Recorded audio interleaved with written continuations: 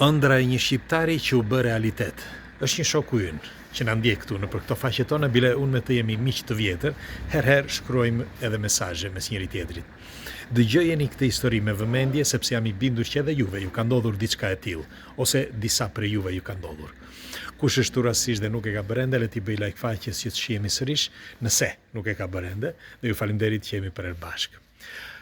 Shoku ynë, Helidoni, tashmë gjendet në Zvicër, por ai kur ishte në Shqipëri ëndrroi diçka. Pa vërtet një ëndër që ishte kaq reale, saqë ai mendonte që një ditë ajo ëndër ndoshta nuk do të realizojë, por ishte reale, shumë reale. Kush ishte ëndra? Dhe unë përpara se ta filloj këtë, doja t'ju pyesja juve. Çfarë janë ëndrat?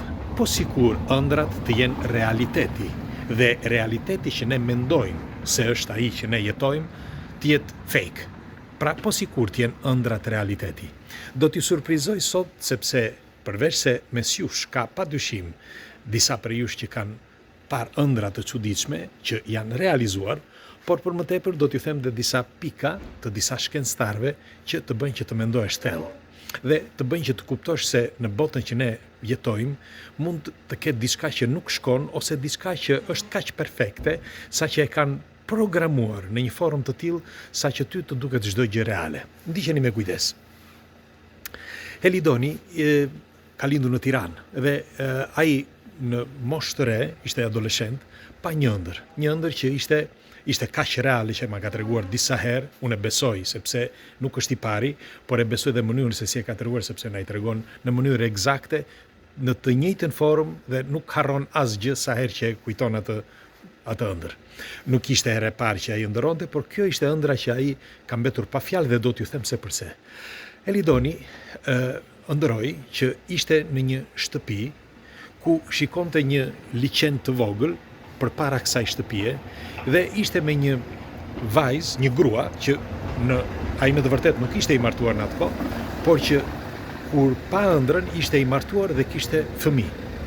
Pra ëndra ishte kaq reale saqë ai u ngrit nga nga divani, shkoi tek kjo dritarja, doli në balkon pastaj, nga ana tjetër në balkon, dhe gruaja i foli. Dhe ishte me shapka, me pijama, dhe shkoi tha, janë gati fëmijët, hajde dalim. Dhe ishte ditë e diel. Tani, pas disa kohësh, Helidoni u rrit akoma më shumë dhe erdhi momenti i lëvizjeve, kur ndodhen lëvizjet. Dhe Helidoni shkoi në Greqi. Mirë po, në Greqi ndejti disa vite, e kuptoi që nuk ishte vendi i tij, sepse sado që shkoi mirë, punonte mirë etj, por nuk ishte vendi i tij.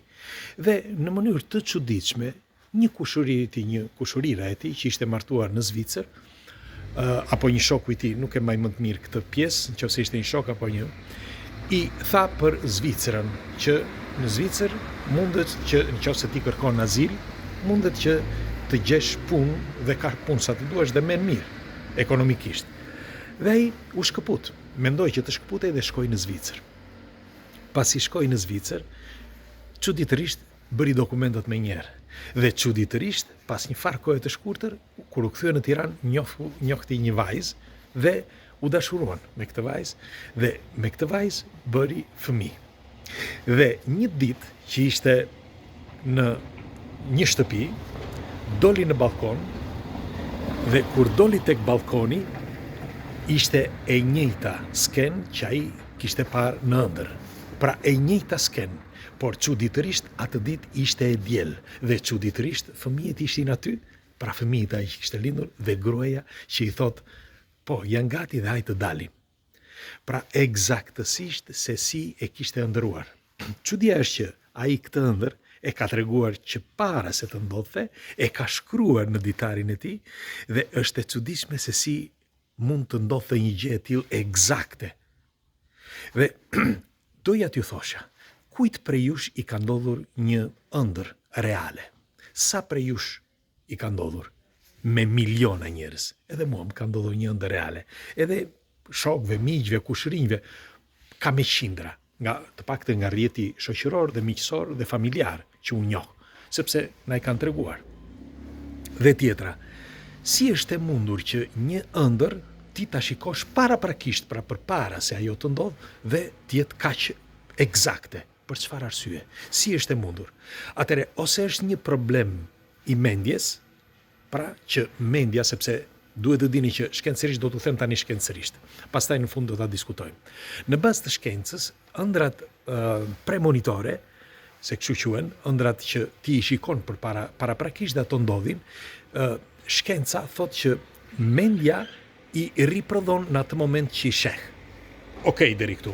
Pra ti në momentin që e shikon si punë déjà vus, pra ti e shikon diçka dhe gjoja thot, mendja e riprodhon sikur ti e ke ëndrruar dikur.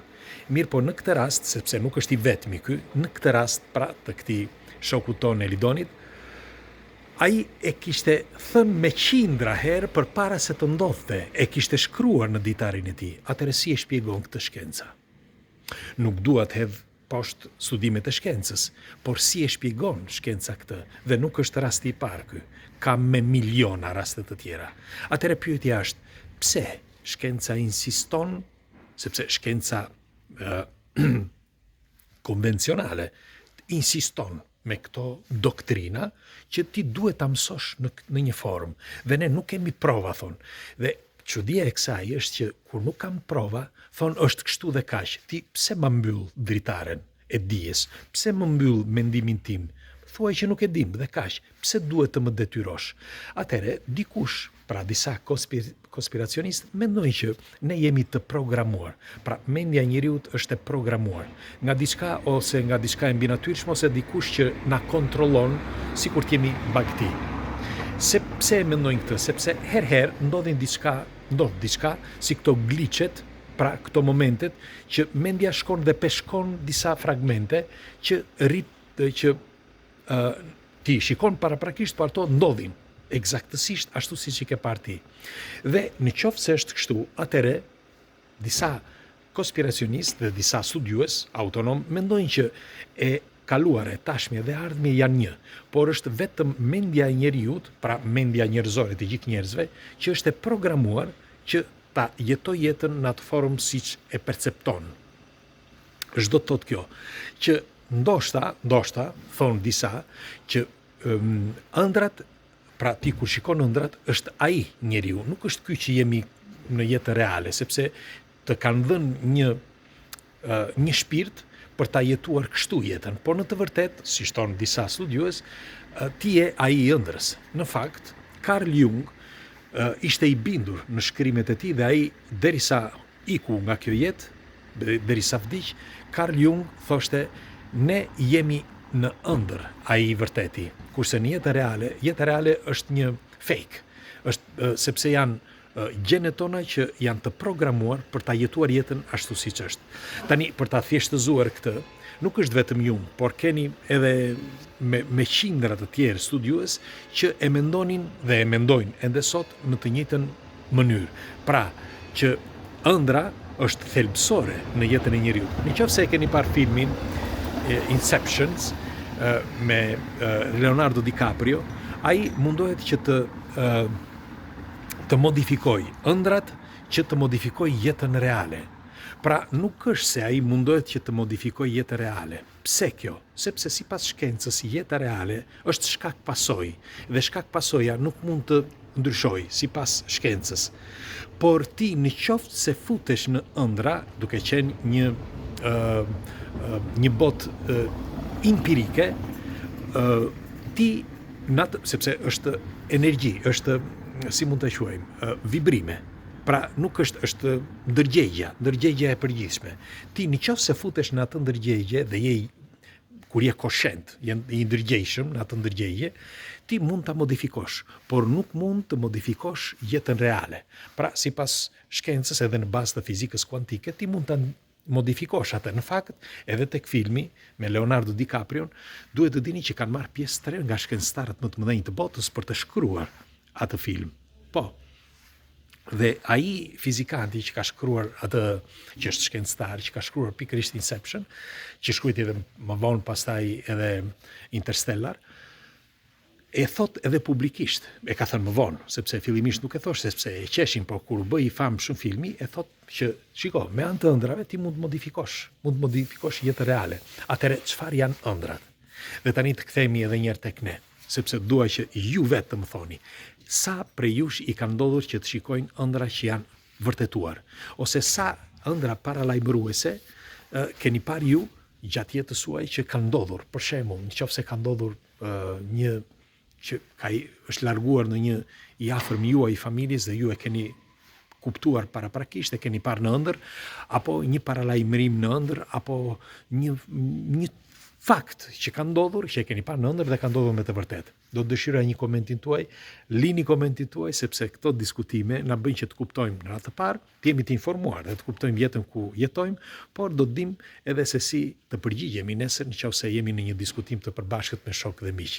Pres komentet tuaja, mos harroni, këtu jemi tani kemi të kaluar një numër të konsiderueshëm dhe diskutimet e kam vëre, sa më shumë diskutojmë, aq më pranë së vërtetës shkojmë, sepse diskutimet e përbashkëta kuptojmë më shumë kur lexojmë njëri tjetrin. Pres komentet tuaja. Kalofshi një ditë të bukur dhe të përshëndesim Elidonin, që është gjithmonë këtu me ne, që është miku im, edhe miku im. Hajde, ditë të mbar.